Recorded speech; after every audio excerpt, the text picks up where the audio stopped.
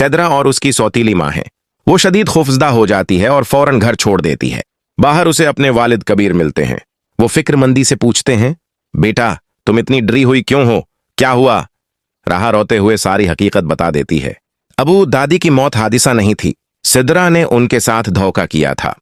ये सुनकर कबीर का चेहरा गुस्से से सर्ख हो जाता है।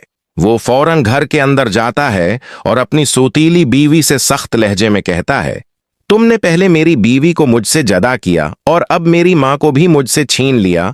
मैं तुम्हें कभी माफ नहीं करूंगा। गुस्से में आकर वो फौरन उसे तलाक दे देता है और घर से निकाल देता है। सैदरा आगे बढ़कर माफी मांगती है, मगर कबीर साफ इनकार कर देता है। यहां से चली जाओ, अब मेरा तुमसे कोई ताल्लुक नहीं। यूं दोनों जबरदस्ती घर से निकाल दी जाती हैं। कबीर फिर राहा की तरफ देखकर नरमी से कहता है, बेटा अपना ख्याल रखना। राहा खामोश खड़ी रहती है क्योंकि उसके सामने एक और सच आ चुका होता है।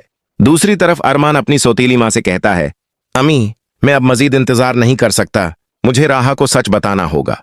मैं पहले ही बहुत देर कर चुका हूं, लेकिन मजबूर था। आदिल अंकल ने मना किया था। उसकी सौतीली मां कहती है, अगर तुम्हें लगता है कि यही दरस्त है तो सब कुछ बता दो। इधर जरीवान बतौल को जहनी अजियत देता है। वो सख्ती से कहता है, अगर मेरे साथ रहना है तो ठीक है, वरना ये ड्रामा बंद करो। बतौल रोते हुए कहती है, तुमने मुझ पर हाथ उठाया है।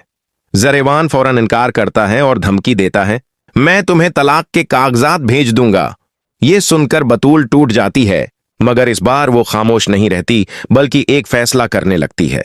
दूसरी तरफ शायान राहा को हर मुमकिन तरीके से महफूज रखने की कोशिश कर रहा होता है ताकि वो सुकून से अपना काम कर सके, लेकिन उसकी असिस्टेंट को ये सब पसंद नहीं आता।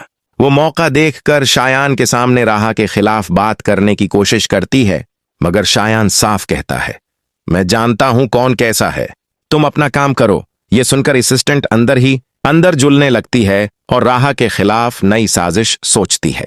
वो जानबूझकर फाइल में गलती करती है और इल्जाम राहा पर डालने की कोशिश करती है, मगर शायान खुद फाइल चेक करके कहता है, ये राहा का काम नहीं लगता, किसी और ने किया है।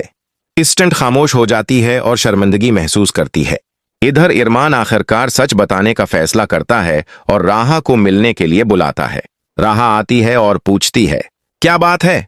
इरमान कुछ देर खामोश रहता है, फिर कहता है, मैं तुम्हें वो सच बताने जा रहा हूं जो मैंने अब तक छुपाया हुआ था। आसिया, वसीम और जरीवान ये सब एक मंसूबे का हिस्सा थे और मुझे शुरू से सब कुछ मालूम था। राहा हैरान होकर कहती है, तो तुमने पहले क्यों नहीं बताया? अरमान जवाब देता है, मैं बताना चाहता था, मगर आदिल अंकल ने मना किया था। राहा कुछ देर खामोश रहती है, फिर कहती है, अगर तुम शुरू में सच बता देते तो शायद सब कुछ मुख्तलिफ होता। उसी दौरान आपस में स्टंट एक और चाल चलती है और राहा के नाम से गलत ईमेल भेज देती है। जब शायान ये देखता है तो वो राहा को बुलाता है। राहा कहती है,